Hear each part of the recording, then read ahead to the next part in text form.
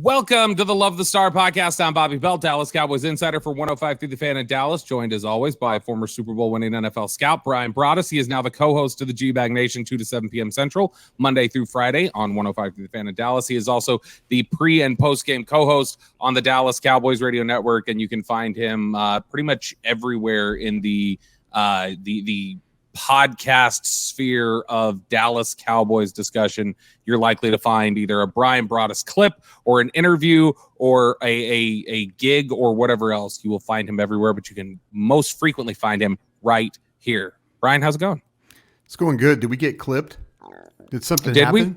Did we get what clipped? What do you mean? What do you mean? I'm just wondering if we got clipped. We did not. No. Everybody was generally pretty, I think our million caveats on the last one worked. You think so? I think it worked. That's a new approach we need to take. When you we just have to say it over and over and over again. That I know this is going to get clipped. I know that Christian McCaffrey's mom is going to confront me at the Super Bowl about it. That kind of thing. But no, what was her exact word to y'all? Don't be dicks. Was that what she said? Called us? Yeah, she did. She called us that. She told Kevin and I that we were. Yeah, and you know what? As shocking as it was, she was absolutely right. So. It was good, though. I respected that Mrs. McCaffrey sat up there and was like, yeah, I'll have this conversation with them. And I respected that y'all sat there and said, all right, let's have her. Let's do this. She kind of went after us. And, it's funny. Gavin Dawson, who I work with on my show on 105.3 The Fan on the G-Bag Nation, Dawson just kind of took the approach like, okay, ma'am, if you're going to go after us here, we were trying to be polite and respectful. Then she kind of went after that route. Yeah. And Dawson went right back at her. Like, oh, okay. Yeah. We've been trying to be nice here, but we're going to. It was, I enjoyed it. And if you guys want to enjoy it too, you can find it. Just go ahead and Google G-Bag Nation and Christian McCaffrey mom. No. And you'll find the interview. It's a great interview. It is. She actually was very respectful. Sharp. She is very sharp. Former soccer player. Yeah, she's sharp.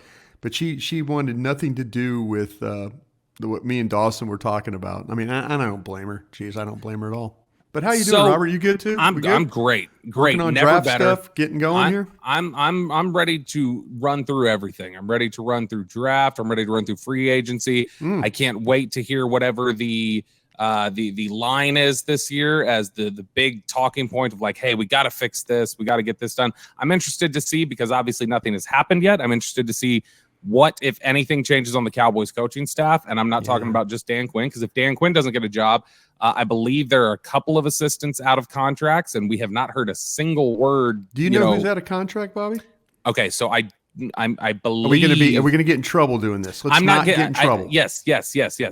Without like this is not a report of this way. I believe it has been said to me that I believe like Robert Prince is out of contract. I believe, the which makes coach? sense. Which makes sense. 2-year deals generally, and for assistant coaches. That is the only one that I know for certain. Or that I've heard out there. But I mean, it's going to be it's a different. It's a different vibe this offseason. It feels very much like there's just not a lot of shifting sand or turmoil or anything else.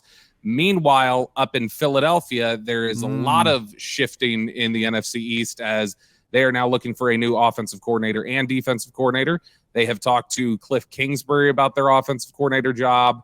They requested permission to interview Kellen Moore now that Jim Harbaugh has been hired by the Chargers. That he was granted permission to interview with the Eagles as well as, I believe, the Browns. So that's what they're looking at on the offensive side. The defensive coordinator gig, I believe if it's not officially filled, it's on track to be that he's flying up there to sign the deal, and that is Vic Fangio, who obviously was with the Dolphins last year and had claimed to create sort of the blueprint for how to attack the Cowboys and Dak Prescott in 2021 when he was the head coach of the Denver Broncos, and they did the man match coverage scheme and did the, a lot of the different things with two high safeties and how that became kind of the way that teams decided to attack Dak Prescott. So there is a little bit of concern about Vic Fangio in the Cowboys blogosphere joining the Eagles and how he might be able to attack the Cowboys. Brian, your just initial thoughts on the idea of Vic Fangio going to the Eagles? Well, it's interesting because we're starting to hear things coming out of Miami, and whether you believe they're the players were. I hear about a thing where there's two rocks and a foot kicking the rocks, and kick rocks, and yeah. So, I mean, it's and then you get what's our agent down there in Miami, Drew Rosenhaus, right? Yeah. Drew Rosenhaus coming on, and he's like, "Oh, there's players on the defense that really didn't like Vic Fangio all that well." You get all these. The poor guy, is he's to the point that now seems where to happen. That seems to happen a lot in Miami, doesn't it? When they let coaches, because Brian Flores had that happen too. When you get asked to go, everybody just piles on, but yeah, I think that, to me, that the Vic Fangio stuff is interesting because I was trying to reach out to our buddy Elliot Shore Parks, and he didn't get back with me on this. From WIP Elliot, in Philly. WIP Philly. They've got a podcast that does really, really well up there in Philly as well. And I was trying to kind of get the idea: does the Eagles have like 3-4 personnel? Are they a 3-4 personnel team? Do they have the pieces? Now, correct me if I'm wrong. I think that Vic Fangio, that's his main way of defense. Yes, I don't think he's a 4-3 guy. Yep. He's a 3-4 guy by trade. And so now you start to wonder, okay, where are the pieces? Do they have the pieces to do that? Nolan Smith, Hassan Reddick, could be outside linebacker kind of guys. Sure, especially Nolan Smith, yeah. Yeah, Nakobe Dean, inside linebacker, a little bit smaller, a little bit shorter. Yeah. Does that fit what you're trying to do? What does that mean with Fletcher Cox and Brandon Graham and guys like that? Are those guys going to be shown the door? Jalen Carter, where does he fit? Jordan Davis, we can kind of think of him being a nose. So yeah, it's going to be. I bet Josh Sweat could stand up and rush. Yeah, Josh Sweat, sure, but where your base defensive ends in this group, where are those guys? So with that with 3-4 front, you play with you play with the nose, and you play with those ends, and you can kind of move them, you can reduce them, you can play them wide, you can do a lot of things. But it's kind of reminds me of the same thing that we went through with Bill Parcells. The first year, he told Mike Zimmer, he goes, and you can coach this 4-3 one more year, but the next year we're going to a 3-4. So now you wonder, okay, does this put the Eagles behind in some of their scouting stuff? The biggest fear, sure. The biggest fear of a scout is a coaching change, especially when a coach has been there for 2, 3, 4 years. Where all of a sudden, scouts love continuity because continuity means, okay, I have an idea what this coach wants player-wise. So that's kind of where, if you're an Eagle scout, you would be a little bit like, oh, geez, all these 3-4 guys that I didn't really scout or were not part of what we were doing, now you have to circle back and find those guys and evaluate those guys. And when Vic gets there, what other coaching changes are they going to have? What other things on the staff are they going to have? They got a new offensive coordinator too. They're going to have a new offensive coordinator, so that's going to put them behind. So if you're a Cowboy fan, you're okay with change in Philadelphia. Sure. You're okay with, because now it turns into, can they get it right with the change? Can they get their draft right with all the changes? And that's how you find a way. That's when teams have bad drafts or poor drafts in your division, then all of a sudden it turns into other teams find ways to catch up. I remember when we were in Green Bay, Dallas had a draft. They were winning Super Bowls, and in the 90s it was like the 95 or 96 draft they had was just not good enough. Mm-hmm. And it didn't supplement all the players. And to be honest with you, Bobby, when I got here in 99, we paid for it. because they didn't, because there wasn't the talent there. And we had a lot of veteran players and guys were starting to go by the wayside. We were having guys retire and guys, that just were old and they were too old and they didn't play well enough. And now, you didn't have the players to supplement that. And then on top of that, we had poor drafts to kind of compound that. So then you had the bad years. So again, if you're a Dallas Cowboys fan, you just hope that Philadelphia continues to have these changes, with their organization, because it kind of puts you behind the eight ball a little bit when you're scouting. You're going to find ways to have to kind of catch up. I think that's all really well said, and kind of summarizes why this shouldn't scare Cowboys fans much. I know there's still the thought of Fangio doesn't scare you, is what you're telling me. No, not at all. I mean, look, I don't think that Vic Fangio. There's people that agree with you that Vic Fangio didn't have the teeth he once had. And that's not even a criticism of Fangio as a coach. I just think the idea that he's the kryptonite to Dak or the Cowboys offense has been really overblown. Cover 4 is the kryptonite to Dak. You look at the way that, the Miami game, Dak did not play bad against Miami. Should have won the game. They should have won the game. He drove down the field and got the go-ahead score when he needed to. Mm-hmm. His rookie year against Chicago, he played great against Fangio's defense in Chicago. So really, it's the Denver game, that one game in 2021, and then it was viewed, I think, as the first domino that pushed over to some struggles in the second half of the year. So I think people hold on to it, but it's funny to me is that there used to be this reputation a little bit, and it was always bizarre to me. There was the reputation of Golden Tate always kills the Cowboys. People would say Golden Tate is just a Cowboy killer. And Golden Tate in 2018 had a great game. He had 8 targets for 8 catches, 132 yards, 2 touchdowns. In the, 1, 2, 3, 4, 5, 6, 7 other games he played in his career against Dallas, he went over 50 yards once. And it was something where he just had developed this reputation as like, oh, that's the guy who just absolutely kills you. And it didn't match with reality. And I think that's the same thing with Fangio, is that when you look at Dak's numbers for his career against Fangio's defense, he's 7.7 yards per attempt, 5 touchdowns, 1 interception. His passer rating's 98.3. Yeah, this is not going to be a problem. This is not anybody that I think is massively concerning. And to the point that you pointed out here, it shows turmoil and a season of change for the Eagles that suggests a step back next year. Yeah, see, that's what I'm saying. I would be, the fact that they're replacing coordinators after 1 year again, that's a tough thing to have to deal with. And so, but the thing with the biggest problem with Dak is the teams that play the cover 4, the teams that play quarters coverage and then, force him to have to make throws from out of through that. Maybe a little clever 6.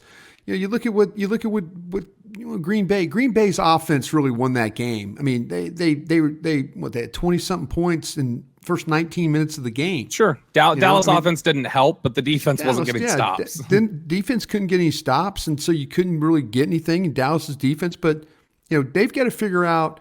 What are these defenses that give Dak trouble, and it seems like to me it's the ones where it's not so much reading. It's like it's what he sees. Mm-hmm. It's what he, it's what, is maybe the little bit of hesitation. There's some times where Dak, single high stuff, he reads it, boom, boom, ball out, gone, big play. But, Green Bay played that cover 4 and and there's teams that do that to Dak. Buffalo, there's teams that do that. Then they just, and I think that probably that teams go back and look at, well, Dak is an incredible quarterback, and then all of a sudden they go, well, what stops him? Do this, play cover 6, play a cloud on one side. And I mean, cloud, put the corner down, put the other corner back, play your safeties, give him a cover 2 look over here, and then another look over, a cover 4 look here and a cover 2 look here, and now, play that way. And it's not that Dak's dumb or anything like that. I think he sees, he understands. You're just creating, you're creating a look that is, for a quarterback, it's like, God, I don't have a place to go with the ball here, And I think that's what Vic Fangio. That's the kind of thing that like these legendary coordinators, they come up with stuff and all that. I think that time is past Vic Fangio myself. I think it's past him. So, Philadelphia hiring the guy, I'm totally on board with it. Good job, Philadelphia. Yeah, and we've talked before too about the things that Dak struggles with, and one of the things that I know we've talked about before is especially when he starts pressing, that vision gets very narrow for him, and that to me is still the biggest area that can be frustrating with Dak, or not frustrating, but it costs you, is when he gets that, he tunnels in on guys and he doesn't see stuff in the periphery. He doesn't see the entire field at once. Yep. And because of that, he just, he'll miss a sitting defender or whatever else. And so, but ultimately, I think, like I said, for those of you who are panicking a little bit and going, "Oh, Fangio, this is the kryptonite," that's oversold. Don't worry about it at all. Nope. You are listening to the Love the Star podcast, the Love the Stars and Odyssey podcast. You can find it on the Odyssey app or wherever you get your podcasts. All right, Brian, speaking of quarterbacks, I wanted to bring something up to you today. And again, here's our disclaimer, our disclaimers that we're having to put out there and say, don't misunderstand what we're talking about here. Don't go clipping or anything else and saying like, "Oh, they said that," because we're not. This is a genuine discussion about depth and things like that. Mm-hmm. You gave up a 4th round pick at the end of the preseason for Trey Lance. Pick 124, I believe it is. Yeah. I looked at it today. Yeah. That's a valuable pick. Yep. I mean, picking in the 4th round is a valuable asset. And so you gave that up for Trey Lance, who ultimately was never active throughout the season, was just kind of a practice squad guy. I'm sure did some scout team stuff, especially against, when they were prepping for more mobile quarterbacks and things like that. He provided value in that sense. But when you look at the Trey Lance acquisition, I think people are still struggling to figure out, okay, what's the purpose here? What did you bring him in here for? What is the plan for him ultimately? Is the plan just to flip him? Do you plan on him being here for a while? Is he an insurance policy? Is he a quality backup? How do you view him? And I personally at the time thought, and I still think a big part of it was just leverage. The Cowboys needing some sort of just, hey, here's a young guy that we like in our contract negotiations. Let's create some sort of leverage point that we can have a firmer foot to stand on when we go into negotiations with Dak Prescott. But ultimately, I think that the plan next year needs to be that he's your number 2 quarterback, and that you need to start figuring out if you're going to be able to create any sort of a value for him to trade him, or if you want to keep him here or whatever else. So, Brian, that's kind of what I want to get into with you today. What are your plans? If you're the Cowboys, what is your approach and your planning process with Trey Lance behind Dak Prescott? What is it that you're grooming him for? What do you want to see him do this offseason and into next year? Is he just a backup quarterback? Do you want to see them create packages for him? Do you want to see Mike McCarthy do some things where it's like, hey, let's get some red zone packages in here. Let's do some different stuff where, maybe Dak and Lance are on the field at the same time. Maybe we're just swapping Dak out. What is your overall take on the Trey Lance experience and what we're doing moving forward? Hard to take the MVP finalist off the field, isn't it? For Trey Lance package. Yeah. Yeah. Seems kind of crazy to do. But no, I think that Trey Lance is here to be the backup. I do. I think they're going to move on from Cooper Rush. This is a guy that, I know you talk to a lot of people over there, Bobby. I do too. Now, this is a guy that was high on their board. They didn't have him as high on their board as, say, the 49ers did, but they had him on their board at a significant spot in the top of the 2nd round. Sure. And so, what they've done is, instead of taking a flyer or taking trying for a golden ticket or a lottery player, they went out and they said, listen, we have the opportunity to grab Trey Lance for a 4th round pick. We thought enough of him that we put him on our board as a 2nd round player. Mm-hmm. Now, all of a sudden, in the 2024 NFL draft, they do not have to address the quarterback situation. They just don't. Trey Lance is, if you want to use that pick I just talked about, 4th round pick, I think it's pick 124. They just sent that to San Francisco for the rights to have a backup quarterback. And I'm interested to see what Trey Lance does during training camp. I think we're to the final year, or we're getting close to his contract where you have to do the 5th year option thing. Are we to that point yet? The deadline, I believe, I'll have to look it up. The deadline is sometime this after the draft. I believe it's sometime in June. You have to make a decision of if you're going to pick it up or not. Exactly. So to me, this is where the Cowboys, they probably, we'll see. I don't think they'll know enough to pick up the option, but maybe it's a situation where they kind of figure some things out with him and they work with him. The thing about it is they took the opportunity to get a head start on this. They really did. And McCarthy, you got 26 coaches on the staff, it seems like.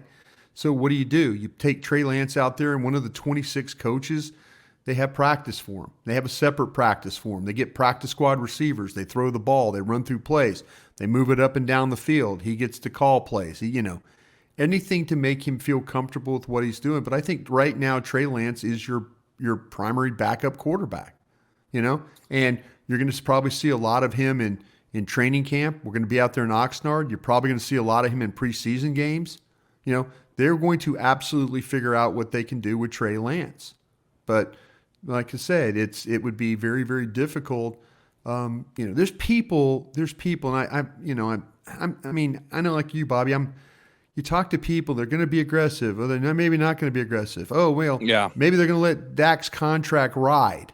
Maybe they're going to ride this contract. Maybe they're not going to extend it. Maybe they're going to, you hear so many different things right now about, this time of year when, you have a loss that was really as shocking as that was to Green Bay. All of a sudden you got people that are angry. People are like, well, this is what we need to do, and this, that, and the other.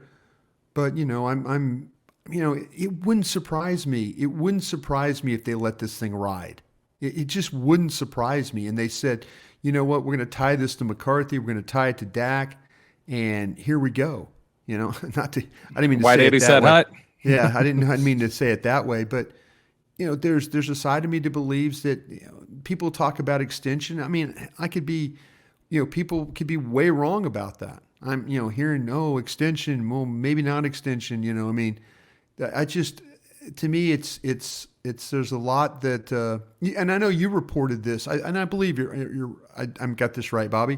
Mm-hmm. You said that they're terrified that they don't want to go through the situation where they went through without a quarterback again. Yeah, in terms of, I just think I think that is always present on their mind. I don't think that it's anything like that. Just is sort of obvious. I think that they remember what that was like, and it's something that gives them a consideration. I think they're better protected though with Trey Lance, don't you think? Sure, I do think they're better protected than they were. Yeah. Here's what I think they exposed themselves to potentially. They very well could let it ride and just say, let's go ahead.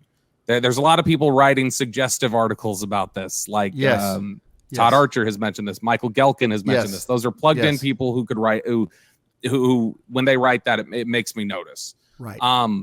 Here's what I think needs to be considered. And I don't know if the Cowboys have a healthy fear of this potentially. I don't think it's as simple as let it ride, and if he proves it, pay him. No, I think if you let it ride and he runs out, I think your quarterback's walking away. I think he's going to say, I've had about enough here.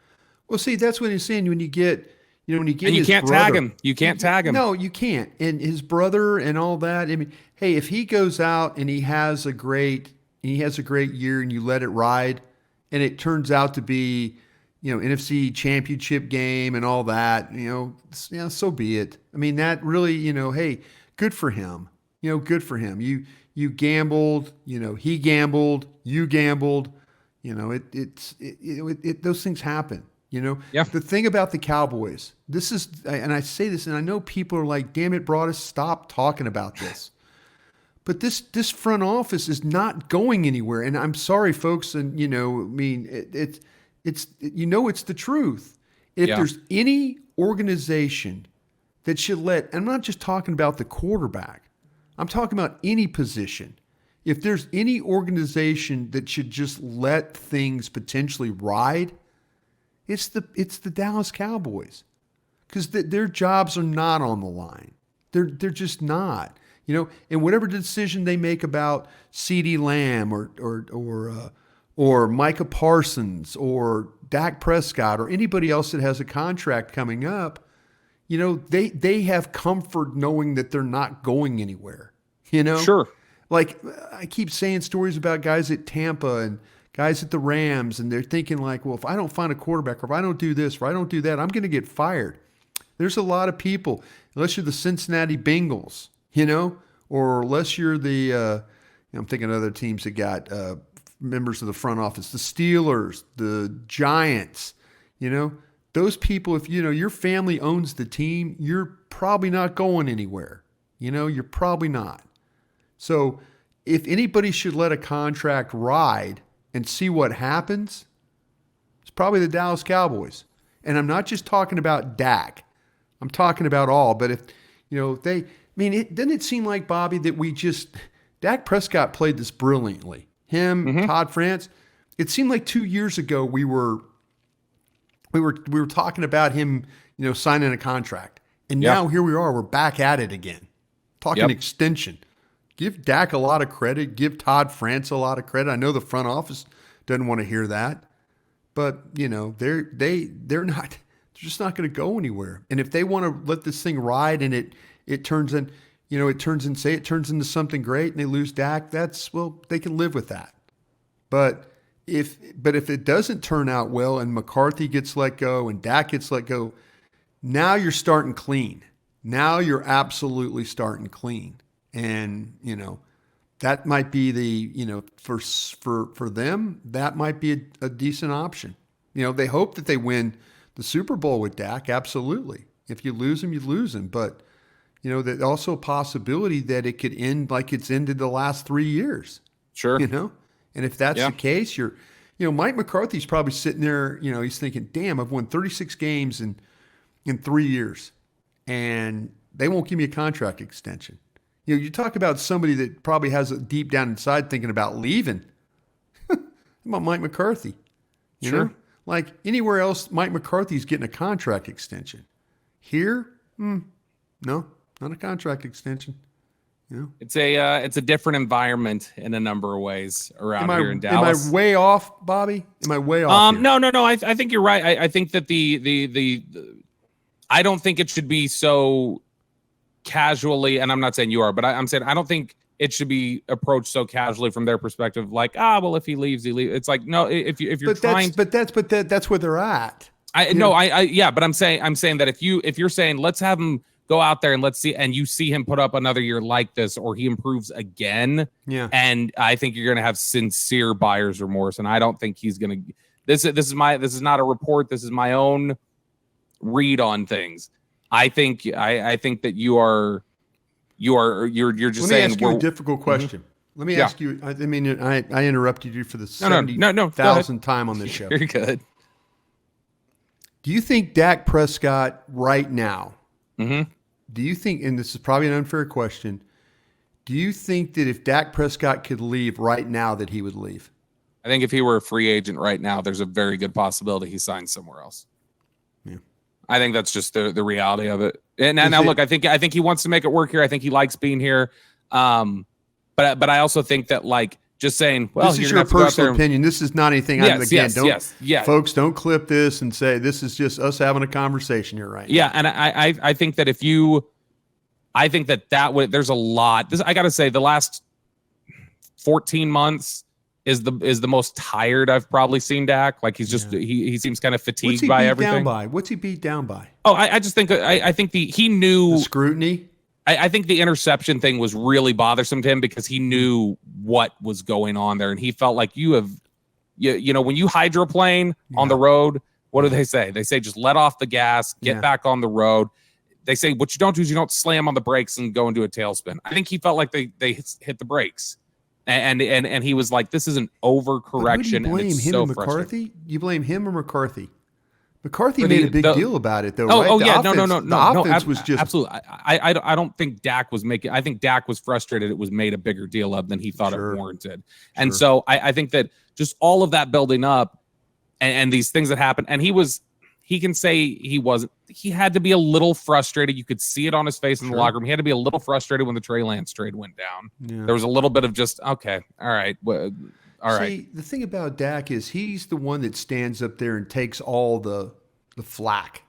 We he's the one guy that after a game, after a loss, that he's standing there answering all the questions. And if after all of that, they say you're going to have to go out there and you just played like a top 3 MVP candidate, but you need to show it to us again. Then I think I think there's a very strong possibility he says, you know what, you've lost your shot, and I'm going to go find this somewhere else because this is gotten old. You know what, Bobby? He's got the thing in a way. He's got it where he wants it though. No trade. I mean, you'd have to go to him if you wanted to trade. No trade, no franchise tag, high cap number. And because he has it set up that way, then if they were to say, well, let's ride this out, I think he's saying, then you've made your decision. Yeah. And I'm making mine. And that's why I think it's very important that if you don't want to lose him, I think you have to make that decision now this offseason. Either extend him or operate under the assumption, not a guarantee, but operate under the assumption that if we're letting this ride out, we're letting him walk away. Yeah. Because I think the same thing for Mike McCarthy. Do you think McCarthy would walk at the end of the year if they had a great year? No. That somebody would say, okay, well, he's a free agent now.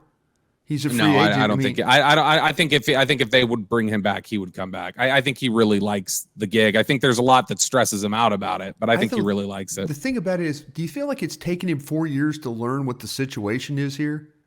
Like figure out what it means to be the Dallas Cowboys? Yes. Yes. Yes. And I'll give him a ton of credit for. I think from day one to now, he has learned a lot. I think he's learned a lot about how things operate, and he understands it. And so that's all I know is when we're doing that post-game show and we're sitting there and I'm looking in that interview room and there's 2 reporters sitting there after a game or 3 reporters after a game and every other reporter is talking to Jerry.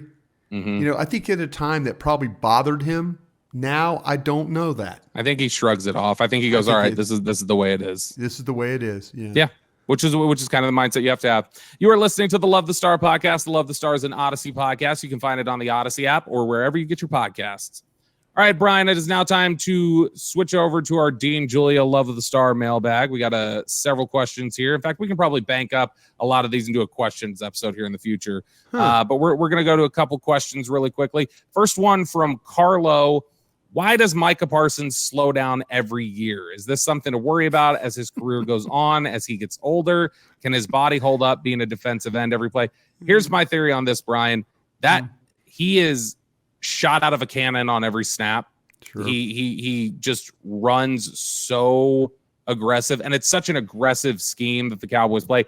I do think that it's going to cause some fatigue. And the older he gets, I think the more he's going to understand how to pace himself and how to approach it. But yeah, right now as a young player, I think that the just intensity with which he plays and the 1,000,000 miles per hour, it wears you down by the time December rolls around. I think he had 5 pressures a game, like through week 9 and week 10. And then since he's had 4.5 pressures a game. So really half a pressure. He doesn't get any holding calls. We've seen that. It's funny. Didn't we bring this up? I mean, this is another one of those things I got in trouble for. That asked the question about Micah Parsons. Is he slowing down? And then and all of a sudden he addressed it. And Cowboy Nation lost their damn minds and were going after me. And I was just it was after that Giants game. It was after the Giants game where Phillips, the backup tackle, held him with no stats. Yeah. And so you're like, is something going on here? And you ask that question. And now here we are into the season. We get is Micah Parsons slowing down question. I think Micah Parsons is going to have to learn. And I think I think early he started to understand that at the end of the season's tough and he gets doubled a lot. He has to deal with a lot of chip block. Coordinators are not going to let Micah Parsons beat him in a game. They're just not. They're not going to do that. So he deals with a lot.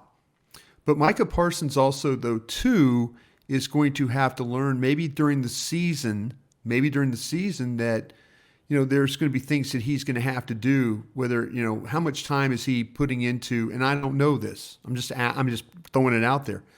In-season weights, nutrition stuff, anything to do with maybe, I think Oso Digizua is going through the same kind of problem. Yeah. This is like a couple of times now where we've seen Osa look really, really great. Then all of a sudden you slow down at the end. And you kind of think when you're a young player, it's like, oh, well, they're not used to the 17, 18 game schedule and plus the preseason and all the practices and everything that you do. But I think Micah is going to have to maybe adjust his training schedule because he, obviously, he before the season, we've seen like the videos and stuff where he looks like he's working extremely hard. Sure. But maybe there's something in season that he's going to have to adjust in order to help him. But again, it's only a half pressure a game less. But the sack numbers, it stops. It well, really and does. I do want to be clear. Like his rookie season, it was the reverse. Actually, he went on a tear at the end of the year, right? Where in the final 8 games, he had like 10.5 sacks his rookie year. But then, last year, he started to learn. Yeah. You look at last year; it was the final 6 games of the season. He had 1.5 sacks. It was the final 7 of this year. He had 2. Yeah. So I mean, it's something where he does. The production seems to slow down a little bit these last 2 years, so it's at least something to ask. I know he's generating pressure, but yeah, the typically with how fast and athletic Micah is, like a pressure should end in a sack more often than that. I feel like because he does close so quickly, and I think it's just he's probably a little worn down and not just worn down, like tired, fatigued. He gets beat up. He gets doubled a lot. He gets chipped. We're not. It's not making excuses for him. You can watch the tape and see him get beat up, but I think there's something he is going to have to do within the season to make sure that he's not that beat up at the end. Absolutely. Question here from Matthew Brown. Did McCarthy forcing a linebacker coaching change from George Edwards to Scott McCurley cause the drop in linebacker play, or do you think injuries are more to blame? Injuries are to blame here. And Scott McCurley, he was working he started off as, on the Mike Nolan regime. He was the linebacker coach, and then George came in, and then he became the assistant to the assistant. And then, which is funny because McCurley's title never changed. George Edwards was never named linebackers coach, but George Edwards was the linebackers coach. He was out there running them through drills. You watched the practice. Everything. He clearly was the linebackers coach. Yeah. Yeah, I think that, McCurley, that's a guy that Mike trusted, Mike liked. Players like him. George, players speak well of him. Yeah, heck. But a lot of guys like George. Those linebackers. But this one, to me, was about injury before it was more about a coaching change. Injury, and honestly, if we're being honest, like they obviously had some things happen with Overshown and Van Der Esch. Realistically, probably an area that they should have prepped better on depth. Yeah, but okay. You wonder now. I'd like to be able to sit down with Dan Quinn. Did Dan make the determination that he really liked his nickel and his dime package using using the safeties, and did he convince the front office that, listen, let me carry more safeties than linebackers, and I'm going to make it work this way. Maybe they didn't feel like they had the quality at linebacker, though, too. Yeah. But that was a gamble going with Leighton Van Der Esch, because Leighton Van Der Esch has become very much like Tyron Smith. When they play, it's absolute brilliance. When they don't play, you're usually pretty hurt. Your team's hurt. So I think that Dan Quinn probably told Will McClay that, hey, I can get by doing it this way. And then you had the injuries, it just, and I'll tell you what, another thing, Bobby, I think they were chasing, with Clark. I think it was one of those years where they were probably expecting him to play better. Mm-hmm. And at times he was okay. Other times he's inconsistent. Yeah. And so they were probably thinking, well, year 1 to year 2, they were going to get a little bit of a bump there, and they didn't get the bump they needed. Next question here from Gabriel, and he says, if or when Quinn is gone, let's just assume something happens this offseason. It's not looking likely. He is interviewing with Seattle. Seattle and Washington are the only 2 jobs left. I think if he's going to get a job at Seattle, I think it is Seattle. I agree. I think Ben Johnson's going to get the job with from Detroit on Washington. That would be my guess. It says, if or when Quinn is gone, who would be a great external fit to coach this defense based on the personnel? And I know we've, we've obviously kicked around the idea of Wink Martindale. We brought up Mike Zimmer recently. Yeah. Those are ones that you can bring up. Somebody else had just asked about this. Another listener had texted us in the question about Joe Barry was let go by the Packers. I was talking to my Packer guys about that. He's a 3-4 guy now. He is. He is. You know his family connection though, don't you? Rod Marinelli. Father-in-law is Rod Marinelli. Yeah, sure absolutely. Is. And so it's just Barry is a guy who was an ascending coach. I believe he had learned a lot under Wade Phillips with the Rams and everything else. Obviously, he's got some Rod Marinelli influence, but that was a long time with Rod and all them. Yeah, I'll tell you an external name that I just would be interested in because he's a young coach. He is a guy who is well respected by players. He's a former player.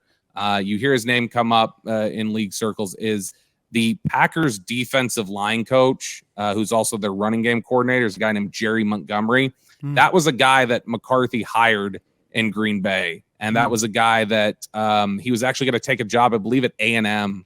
And they went ahead and let their defensive line coach in Green Bay go just to promote him so they could keep him. Wow. And he survived the coaching changes with Matt LaFleur. There were not a lot of guys who did. And we saw the way Mike Turgevac or somebody like that. Yeah, Turgevac got let go in order for them to promote Jerry Montgomery. And Jerry Montgomery is a guy who, like I said, he runs the run game defense for the Packers. And when you watch the defensive line of the Packers, that's a very physical, tough group. Like you can see that they're well coached and they're coached with a physicality that I think would make some sense here. Obviously, just a name to throw out, but one that if you look for, okay, here's a McCarthy connection. Here's a guy who's well liked across the league by players and personnel. That's at least one that I think could make some sense. Anybody else that stands out to you? No, you think Zimmer and Martindale are the guys to watch? Yeah, I think you got it. Yeah. Unless you can get Belichick to come in here, and just and be a D coordinator for you. Defensive coordinator. Sure, why not? Saban, what's he doing? He's not doing anything right now. Sure, why not? That'd be great too. Let's go for it. That does it for us here today on the Love the Star podcast. Thank you so much for joining us. We will continue to bring you episodes throughout the offseason. Let us know in the YouTube comments. Send us a message. You can email me. You can tweet at us. Just let us know if there's any topics you'd like us to hit on, anything of interest to you guys. And we'll definitely go through it because this is the time of year where we want to make sure that we're generating the content that you guys most want. And like we said before, we can't explain to you guys or express to you guys enough how much we appreciate you. Yeah, thank you guys. And so appreciate you guys rocking with us. Our off-season, our numbers always go up, actually. You guys start cranking it up when we get into off-season. So I know this is an exciting time for everybody, even in the wake of a disappointing season. For Brian Broaddus, I'm Bobby Belts. We'll talk to you guys again later. Hey, thanks for watching. If you enjoyed this video, please don't forget to give it a thumbs up and subscribe to our channel for more content like this. If you want to see more of our videos, be sure to check out our playlist and let us know what you think in the comments below. Also, don't forget to follow us on social media to stay up to date on our latest updates. Links are in the description. Thanks again for watching, and we'll see you in the next